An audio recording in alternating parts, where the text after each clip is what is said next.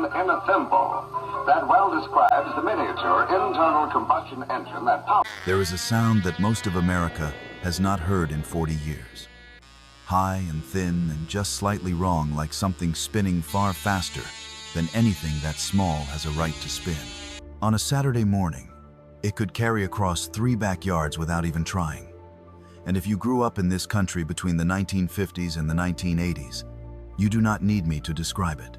You already hear it. That sound came from a tiny engine called the Cox 049. It was a real working internal combustion engine smaller than a house key, machined to tolerances finer than a human hair, and you could buy one at the Woolworth's 5 and dime for around $3. At its peak, a single factory in Santa Ana, California, was building more of these little engines than every other model engine maker in the entire world combined. And then, in 2009, it vanished. Gone from every hobby shop, every catalog, every toy shelf in America. Now, most people assume a toy like that just went out of style, that video games came along and kids lost interest. That is not what happened. The truth is far stranger, and it says something about what has happened to childhood itself. This is the story of the rise and fall of the Cox 049, and by the end, I will show you how a toy that millions of boys loved did not fail, but was quietly made impossible. Our story begins with a man named Leroy Cox. Everyone called him Roy. He grew up in his father's bicycle shop in California, and he did not just sweep the floors. He turned the wrenches. He learned how things fit together, and more importantly, why they broke. He spent 20 years working as an industrial electrician. But Roy Cox had the itch to build something of his own. And here is the first thing you need to understand about him, because it explains everything that comes later. In 1944, in the middle of the Second World War, Roy Cox sat down in his garage with about $2,000 of his own money to build a toy. But metal was rationed. For the war effort, every scrap was going to the fight. So Cox built his toy, a simple pop gun, out of wood. He hired the housewives from his neighborhood to assemble the guns right there on his kitchen table, and they sold. When the war ended and metal came flooding back, cheaper competitors undercut him overnight. Cox did not flinch. He switched to making die-cast toy race cars, and before long his small crew was turning out well over 1,000 of them a day. And then, one day in August of 1946, disaster struck. Spilled paint thinner met a single spark, and his entire factory burned to the ground in a matter of minutes. It was uninsured. Everything he had built, gone. Most men would have been finished. Roy Cox bought a vacant lot the very next week, put up a military-style hut in a matter of days, and was back in production within weeks, not slowly recovering back in production. That is the kind of man who was about to build something remarkable. His race cars became a national craze. These were beautiful little tether cars. You tied one to a cord, swung it in a wide circle, and watched it blur into a low roar. Empty lots that had been silent on a Friday filled up with boys arguing over lap times. But Cox noticed something. Hobbyists kept buying his cars and then bolting somebody else's engine onto them, because the little model engines of the day were unreliable and hard to start. And so Roy Cox made the decision that would define his life. If he wanted it done right, he would build the engine himself. In 1950, Cox and 2 engineers spent 8 months, working 7 days a week, designing a glow engine from scratch, half a cubic inch of displacement, an engine you could hide in your shirt pocket.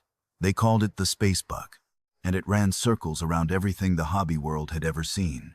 Now let me tell you what made this little engine so extraordinary, because this is the heart of the whole story. The first thing was the precision. Roy Cox held himself to a standard of manufacturing so fine it belonged in an aerospace laboratory, not a toy factory. The fit between the piston and the cylinder was tighter than the width of a human hair, and it was so precise that the engine did not need rubber seals or gaskets the way every other engine does. The raw perfection of the metalwork itself held the pressure in steel against steel, machined so exactly that nothing could leak past it. Any piston and cylinder that did not meet his standard went straight into the trash. That was an astonishing thing to demand of a product that sold for the price of a couple of sandwiches. The second thing was the science, which honestly still sounds like magic. This was a 2-stroke engine with no spark plug. Instead, it had a tiny coil of platinum wire. To start it, you clipped a single small battery to that coil to make it glow hot, and you flicked the propeller with your finger.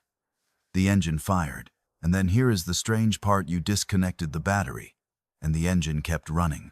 That platinum wire stayed hot all by itself, not from electricity, but from a chemical reaction between the platinum and the alcohol in the fuel, feeding on the engine's own compression. A self-sustaining chemical chain reaction, inside a cylinder the size of your fingertip. And the third thing was that Roy Cox understood how to make a boy in Ohio desperately want one. In 1958, Cox took over the flight circle in Tomorrowland at Disneyland. Hour after hour, day after day, hundreds of thousands of families watched Cox airplanes carve loops over a concrete ring. It was not really an advertisement. It was a dare. Go home, it said, and try this yourself. And millions of kids took that dare. By the early 1960s, Saturday mornings all across America sounded like a swarm of angry hornets, bouncing between backyards and empty fields. At its height, that Santa Ana factory employed around 250 people and produced well over 1 million engines every single year, more than every other model engine manufacturer on Earth put together. From the outside, it looked as though that little hornet sound would be part of American boyhood forever. But here's the part I really want you to hear, because it is not a business lesson. It is something we lost. Because that difficult little engine was teaching boys something, and none of them knew it at the time. You could not just switch a Cox 049 on. You had to learn it. Every boy who ran one learned to tune it by ear. One tiny adjustment too rich, and it would burble and sputter like it had a chest cold. One adjustment too lean, and the pitch would climb higher and higher until your stomach tightened, because you knew, in another second, you were about to burn the engine up. You found the sweet spot by listening, by feeling the wash of the propeller against your forearm. There was no instruction manual that actually helped, and there was certainly no app. You figured it out by getting it wrong over and over until you got it right. That was the real education, hiding inside the toy patience, a feel for machinery, and the willingness to fail before you succeed. And in a few years, all of that would quietly become a thing of the past. The decline crept in slowly at first, through the business itself. In the mid-1960s, Cox chased the booming slot car craze, and for a few years, the money looked enormous and permanent. Then, around 1967, the slot car fad collapsed almost as fast as it had risen, leaving warehouses full of unsold inventory. Roy Cox's own health was failing after the loss of his wife, and in 1969, the man who had built an empire from his garage sold the company to a larger corporation. From there, the brand was passed from owner to owner, growing wider and thinner, until the name Roy Cox had built was just another line on somebody else's balance sheet. And under those later owners, according to the collectors who know these engines best, the one thing that had defined a Cox engine, that flawless, reliable precision, was quietly allowed to slip, to save money on a product for a shrinking market. Engines started coming out that ran rough and started hard. The magic was leaking out. But the truth is, none of that corporate mismanagement is really what killed the Cox 049. What killed it was 3 completely separate forces, arriving at almost the same moment, and together, they left no way out. And this is the part almost everyone gets wrong. The first force was safety, and this one is not villainous. It is simply true. The fuel these engines ran on was roughly 1/3 methanol. That is wood alcohol. It is genuinely dangerous for a small child. Even a tiny amount can cause serious harm, and it can attack the optic nerve. And that fuel sat in a little tank on a toy, sold on a shelf next to board games. In 2009, a new federal toy safety law came into full force in the United States. Under it, any toy marketed to children could not contain toxic chemicals, could not have exposed sharp moving parts, and could not exceed strict noise limits. A Cox 049 with its methanol, its whirling propeller, and its scream failed every one of those tests at once. It was never technically banned. It simply could no longer be sold the way it always had been, as a mainstream toy for a child. The second force was the disappearance of the open field. After the Second World War, America built suburbs faster than any nation in history. And all those empty lots and open fields where boys had flown their planes, they became cul-de-sacs and subdivisions. The parks that remained passed noise ordinances, because a Cox engine at full song is about as loud as a chainsaw, and the neighbors complained.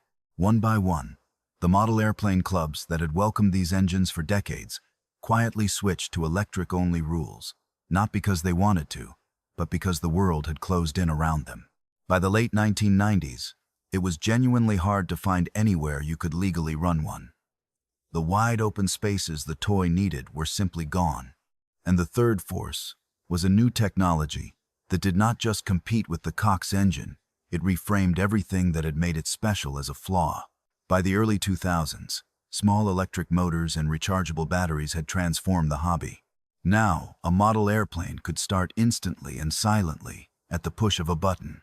No fuel, no fumes, no tuning by ear, no stinging propeller on a cold morning.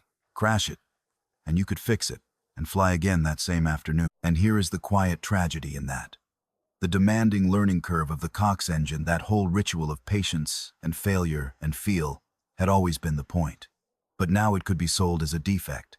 Why struggle, the new products asked, when it can be effortless? The old engine was a relationship you had to earn. The new ones are appliances you simply switch on. Neither one is wrong, but they are not the same thing. And so, on a day in February of 2009, the last of it was over. The company that had held the remaining stock stopped producing Cox engines and sold off what was left. The little Hornet sound faded out of American childhood, not with a bankruptcy on the news, but simply because there was no longer a place for it in a safer, quieter, more supervised world. But this story has a strange and wonderful ending, because when those last engines and parts were about to be scrapped, a hobbyist up in Canada bought the entire remaining stock, tens of thousands of complete engines and hundreds of thousands of spare parts, and moved it all to a warehouse in British Columbia, where he began selling them, one at a time, to the grown men who had never forgotten. And today, the original molds and blueprints and tooling that Roy Cox created are carefully preserved by a small company that acquired them, kept safe, so that the knowledge of how to build this impossible little engine is never lost. Go on eBay right now, and you can still buy a brand new Cox 049 in the box, waiting for a battery and a flick of a finger. So what do we take from all of this? There is a business lesson here about cutting the quality that made you great. We have seen that one before. But that is not the lesson that stays with me, because the Cox 049 did not lose a fair fight in the marketplace. It lost 3 fights at once against a safety law it could not pass, against a country that had paved over its open fields, and against a technology that made its particular kind of difficulty seem unnecessary. And what it leaves behind is not really nostalgia. It is a question.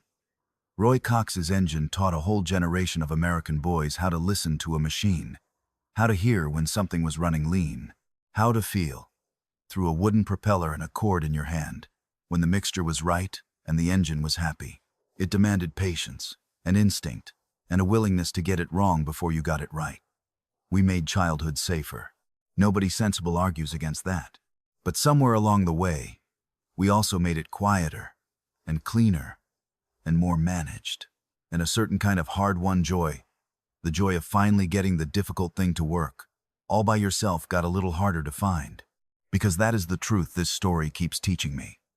Sometimes a thing does not disappear because it got worse. Sometimes it disappears because the whole world around it changed, until there was simply no room left for what it asked of us. Now I would love to hear from you. Did you ever start one of these? Do you remember the smell of the fuel on your fingers and the sting of that propeller on your knuckle? Do you remember the first time you got one to fire and keep running? Leave a comment below and tell me about it. There are far more of you out there than you think. And if this story took you back, take a moment to subscribe, because here on this channel, we tell these stories one at a time. After all, every rise has its fall.